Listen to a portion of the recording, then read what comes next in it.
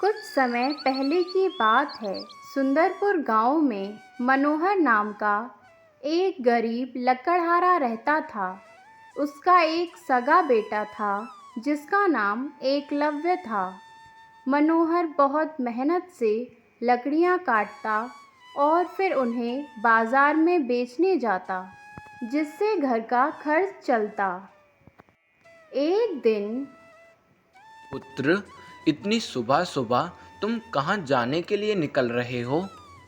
फिर पुत्र कहता है, पिताजी, मैं आपको पहले ही बताना चाहता था, लेकिन मैं बता नहीं पाया। लेकिन पिताजी, आज मैं यहाँ से बहुत ही दूर जा रहा हूँ, क्योंकि मुझे बहुत बड़ा काम करना है। मुझे ये छोटी सी ज़िंदगी नहीं जीनी है, इसके लिए मुझे बाहर जाना ही होगा। मगर बेटा, जब मैं यहाँ काम कर ही रहा हूँ तो तुम्हें बाहर जाने की क्या ज़रूरत है?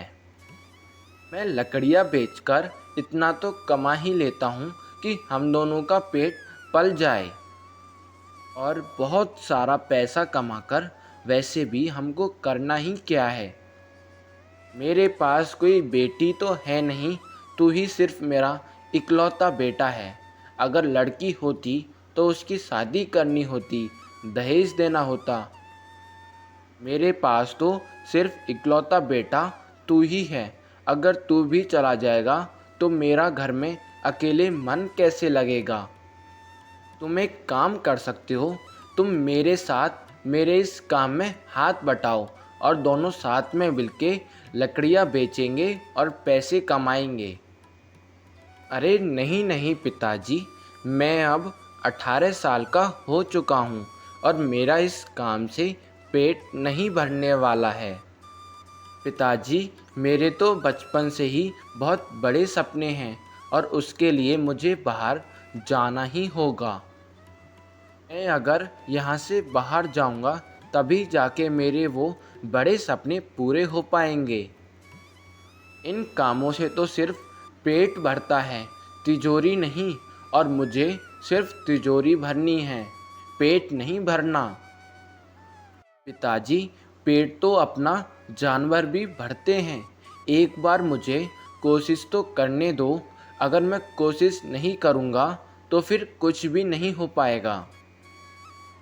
अरे नहीं पुत्र, मुझे माफ़ कर दे। ये हमारे पूर्वजों का काम है। मैं इस काम को नहीं छोड़ सकता हूँ। और तुम भी मेरी बात मानो, क्योंकि मेहनत की कमाई में ही बरकत होती है। आज तक हमारे गांव में कोई भी कुछ नहीं कर पाया, तो फिर तुम कैसे कर लोगे? अरे नहीं नहीं पिताजी, मुझे अब इस मेहनत और इस गरीबी का बिल्कुल भी शौक़ नहीं है। मैं अब इस गांव को छोड़कर जा रहा हूँ। मैं इस गांव में तभी आऊँगा तब मैं एक बहुत बड़ा व्यापारी बन जाऊँगा। मेरे पास धन की कोई भी कमी नहीं रहेगी। मेरी तिजोरी हमेशा पैसों से भरी रहेगी। पिताजी, आप मेरी बात को समझो। मुझे ये छोटी सी ज़िंदगी नहीं जीनी है। मेरे बहुत बड़े सपने हैं, मुझे उनको पूरा करने दीजिए।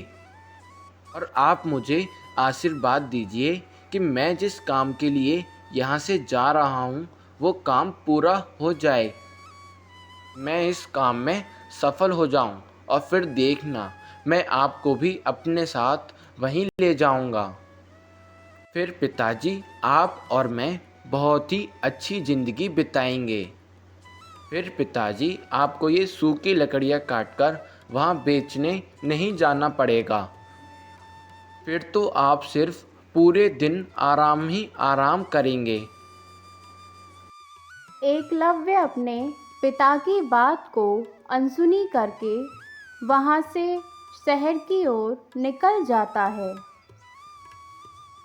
फिर कुछ दूर चलते चलते वह सोचता है, मैंने पिताजी को कह तो दिया है कि मैं बड़ा आदमी बनूंगा, लेकिन मैं वहाँ शहर जाकर करूँगा क्या?